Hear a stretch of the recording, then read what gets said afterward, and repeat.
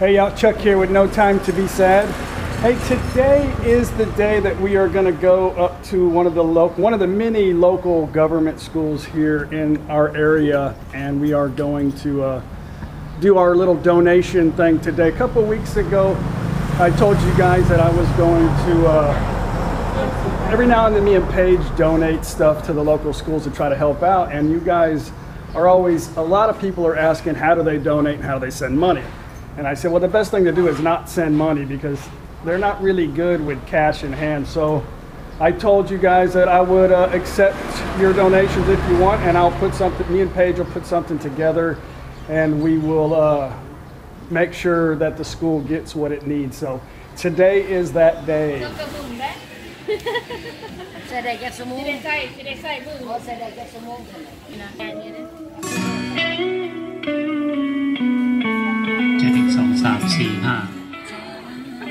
เช็คพิเศษ28ไป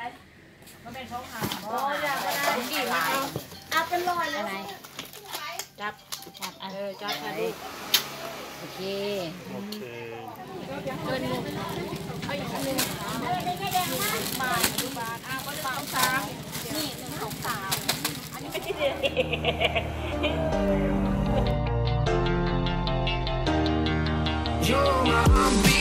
My silent drum, that is kicking me till I'm numb. I wanna feel free like a bird in the sky. When he opens his wings to fly on by to the beat of my silent drum, that's kicking me till I'm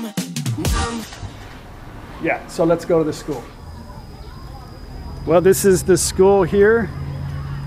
That's the name of the school there. But yeah. Should have bought him a lawnmower.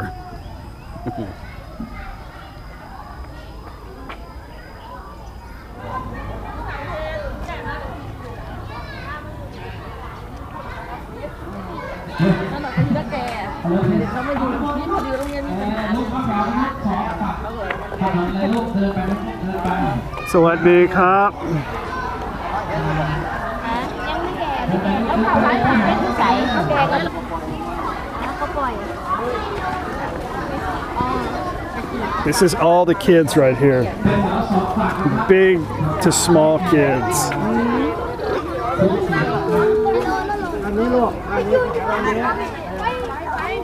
What is this, crazy shirt day? Yeah, it's PE. PE. Outfit, yeah. PE outfit. They have, each day is different outfit. But now what outfit? สวัสดีครับ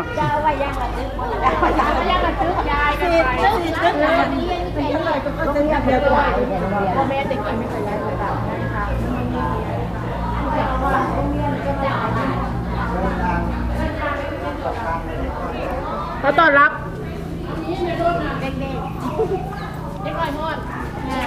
เดินมาเดี๋ยวเขาจะได้กิน What do they want to do? This is hot. Oh. Hello. Hello. สวัสดีครับ Hello ฝรั่งมาแล้วครับผม Good morning บนว่า Good morning. Good morning. Good morning. Good morning. สวัสดีครับสวัสดีครับครับสวัสดีครับไม่โดนกันยุ่งการง่ายมาพบเดียวได้มาพบกันม้วนไอติมไอติมจะกินก็กินเอาลูกมาAlmost died. ให้แท็กซี่เชิญนั่งก่อน Okay. You're welcome. ไม่เป็นไรครับไม่เป็นไร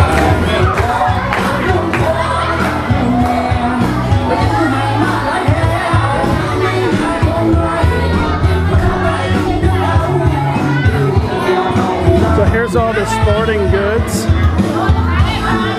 Very cool. Call ทีมครับครับผม ก็อยากกินแบบนี้ กินไหมคะ อะไรครับ กินไหม ทีมครับเอาครับ ให้ชิมเฉยๆยังไม่ให้ทานนะคะ ไม่เป็นไรครับ มันก็อยาก ไม่เอาถั่วครับไม่เอานมครั น บ มก็ไม่เอาค่ะทำไมไม่ชอบถั่วล่ะ ชอบแบบส้มสามก็จะก็ ใส่ถั่วก็ถั่วก็จะ พอเดิน2 3 4ไล่ไปจนถึงวันดูปุ๊บเลยลูกเลยนะครับที่คุณครูแจ้งรายชื่อแล้วนะครับ ไอติมเลย โต๊ะไปย่างแล้วก็หิวกินนี่ Baby Leo Baby Leo ครับ Ice cream อะไรนะรถอยู่พ่อ ชักกิน อะไรช็อกช่าง พอเดินอยู่ไหน Sure I'll do it พอเดินมาอยู่ข้าง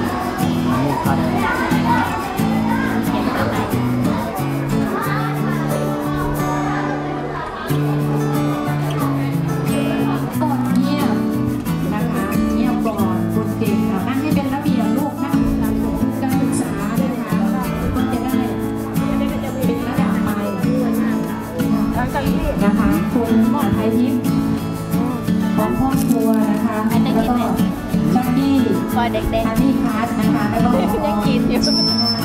อ่ะ You do it ทั้งหมดเลยค่ะ ต้องกินอยู่เหรอ Inside this envelope แล้ว is ก็ขอบคุณ money นะคะ from ขอบคุณ kids I'll tell you in a minute it's about อันนี้ก็สะพานบุญที่นำมาก็เป็นผอ.เรานะคะผอ.เดชาหรสิทธิ์นะคะท่านก็เป็นสะพานบุญให้ที่นำครอบครัวนะคะของคุณอาทัยทิพย์นะคะ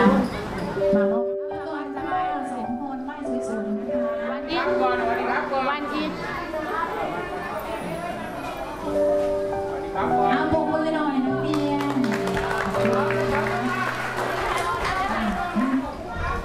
ไม่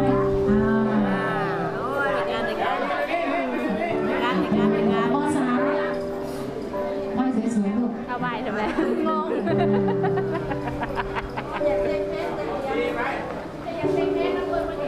หรือจะเป็นภาษาอังกฤษก็ได้ เอาเลยเพื่อน เอาตาย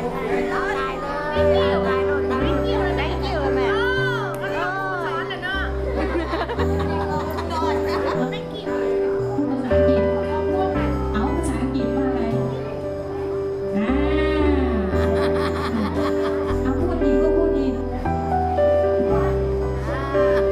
อ้าวโกรธเลย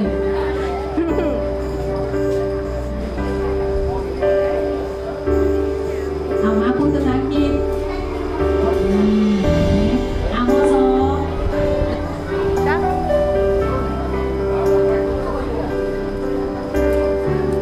ยังไง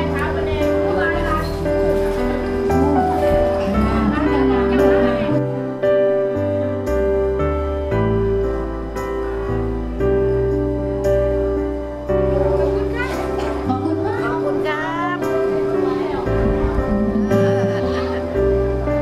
เอาขอบคุณจ้า ตัวเล็กมายืนข้างหน้าคุณคนละสองฝั่งลูกอย่าบังแหน่เด้อ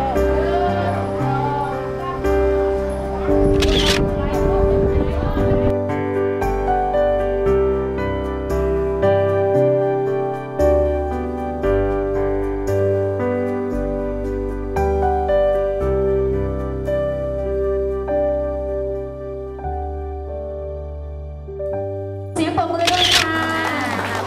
ขอบคุณนะคะสำหรับน้ำใจผู้ใหญ่ใจดี ผู้หลามากผู้แก้วมากผู้นกมาก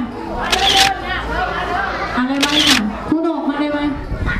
วันนี้ก็กินข้าวเสร็จก็ไปรับไอติมต่อนะครับวันนี้ก็ได้รับความขอบคุณนะครับจากใจขอบคุณ Is that their kitchen? Let's go look at the kitchen. ท่านผู้ใหญ่ใจดีทั้งคณะนะครับ1 2 3ขอบคุณครับขอบคุณนะครับ ขอบคุณท่านผอ.นะคะ แล้วก็ขอบคุณอีกครั้งหนึ่งนะคะสำหรับผู้ใหญ่ใจดีนะคะ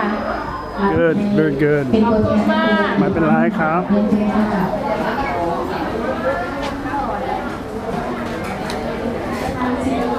ice cream for everybody too. อะไรครับ Says thank you for you. Oh, okay, การ good. ศึกษาอุปกรณ์การเรียนอาหารกลางวันไอศกรีมและอุปกรณ์ต่างๆข้าพเจ้า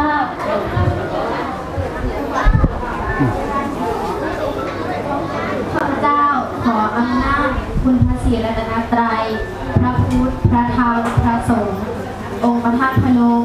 จงปกปักรักษาครอบครัวของท่านจงมีแต่ความสุขความเจริญปราศจากโรคภัยไข้เจ็บขอบคุณค่ะ Thank you for all your assistance Thank you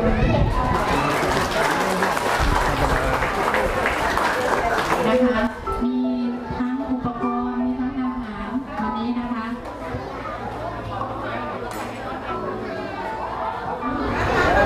มาตักข้าวหน่อยลูกใหม่เตี้ยขิงมาเร็วปริชาติไอ้งวงมาเร็วมาพุดลาบเป็ดลาบเป็ดงวงไก่งวง Lap turkey. ไก่งวง ไก่งวง ไก่งวง Chicken งวง Chicken งวง ไก่งวง is มีน้ำด้วย turkey. นักเรียนจานข้าวและน้ำ1 ขวดนะคะทานเสร็จแล้วไอศกรีมนะคะเอาหยิบน้ำก่อนลูกเอาข้าวก่อนแล้ว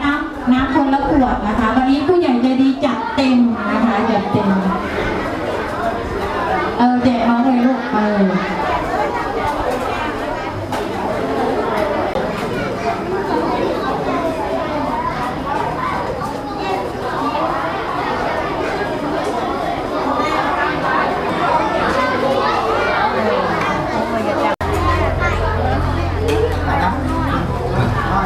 This is very cool, guys. เข้าแถวเลยเต้นเดี๋ยวไปยืนบอกอย่างนั้นเป็นแถวครับเป็นแถวใครมาก่อนได้ก่อน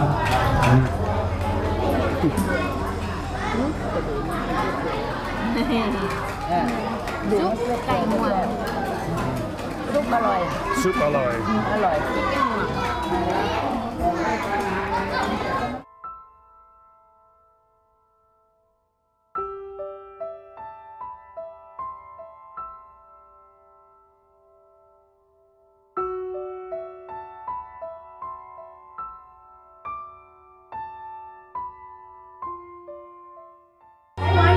So if they come to school smelling or have lice, they get this chair and get washed. That's pretty funny, huh?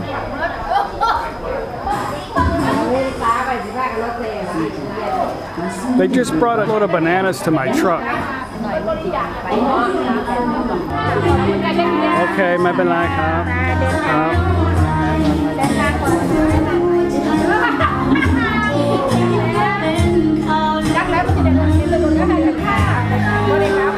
This is Paige's schoolgirl friend, right? From school. She's a teacher here. Okay, let's go. They wanted me to get up and say a speech, but I'd rather take a kidney punch than get up and try to talk in front of all those kids. Little choked up. Anyway, very cool stuff. So they brought me a bunch of damn bananas.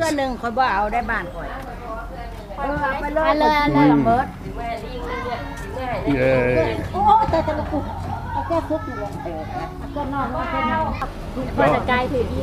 Oh yeah, yeah. Give them to the guys at work.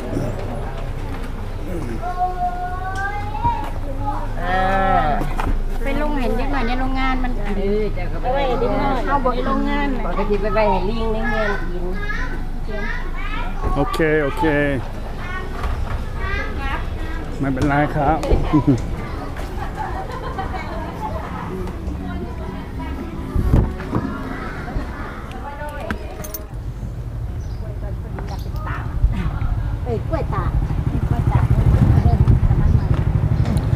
Okay guys, well I hope you enjoyed that. We want to thank you guys who sent the money to help with the donations for the kids. Anyway, it's fun. It's always great to give. In life, you always get back what you give. So, yeah. Thanks for watching. I hope you enjoyed it. Click like, subscribe. I'll see you guys on the next video. Bye.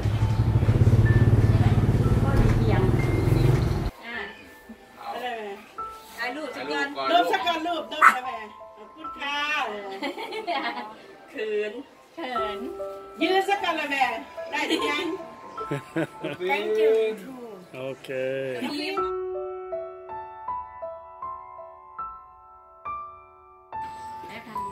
Okay. Thank you แฟนคลับ Very good. Okay. ให้มาด้วยสิ